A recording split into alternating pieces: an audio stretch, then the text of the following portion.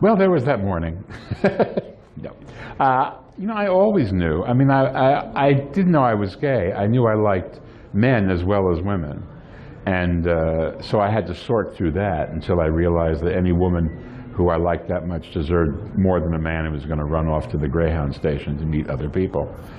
But it never occurred to me that I was just who I was. And also you have to understand that I'm of an age where there was no subspecies identified yet. I mean, there were no gay kids. You were bullied because there were bullies. When kids began coming out when they were kids, then that gave bullies something specific to bully them about. So the whole idea of gay kids happened. But I was before all of that. So we didn't identify as anything until we were adults.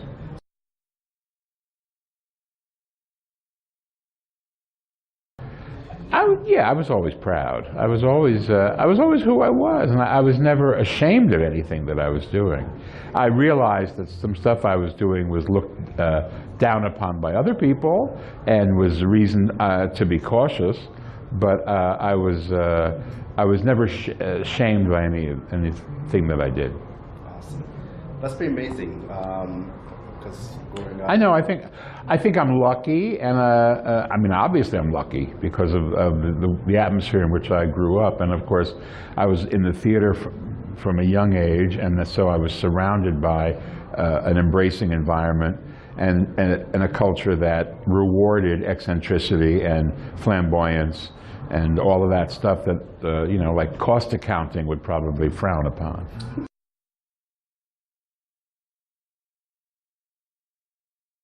Well, the AIDS epidemic was horrifying and terrifying. I mean, at first it was, no one knew what was happening. All of a sudden people, very young people, were dying horrible, quick, agonizing deaths, and nobody knew why.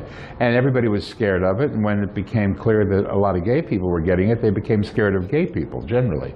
And so that made life very difficult, and in addition to the tremendous amount of loss that you were surrounded by, you were also surrounded by stigma, and a lot of people who had been pleasant towards you suddenly kind of eyeing you warily, like maybe they didn't want to get too close. So it was a bad period, and after a while it was kind of like a Holocaust, and people just disappeared. They lived in a house one day and they were gone the next. And I can't think of any other comparison to it than the Holocaust, where people just disappeared.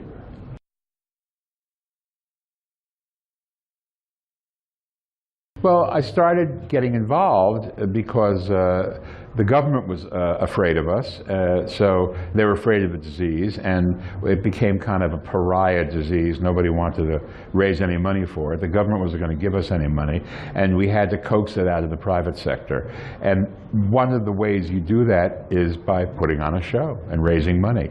And that was something that I knew how to do. So I started doing it with the first few people who did it, Debbie Reynolds and Joan Rivers, Nell Carter, whose brother had the virus and subsequently died, Bette Midler, who had so many friends, Madonna, who was surrounded by people who suddenly weren't there anymore. And bit by bit, we began raising money, and I got into philanthropy because I would go to people who had charities, and I would say, if you'll do this benefit for this cause, I will do your benefit. I'll write your show. So I became acquainted with all the bigger diseases, and still am, as a matter of fact. And then, of course, Rock Hudson happened in 1985, and it blew the whole thing open.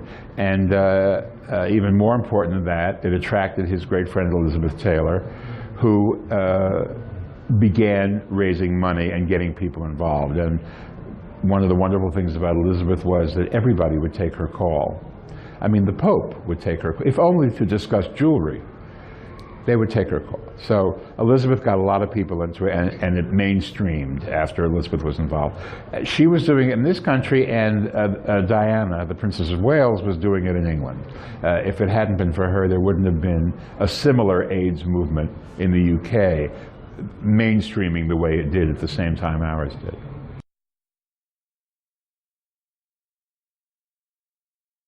The thing about the gay community right now is we thought it was all tied up in a nice little pink package, and then along came Orangina, the current occupant of the White House, and who is busy trying to undo all of that, because his base, the mouth breathers, are people who never liked us, and even though we are the law of the land, they're not happy about it, and they will continue to try and undo it. You know, religious bigotry is the last holdout. It is the only thing left that stands in our way of being regular, first-class American citizens. Religious bigotry is a really big foe because it is ingrained in people, a lot of times people who are not very bright and who are manipulated by fear by people who stand to make a lot of money off of them. And that's who we're dealing with. We have to convert them, and sometimes it's one by one. And as the old phrase goes, just when I thought I'd gotten over the mountain, they moved the mountain.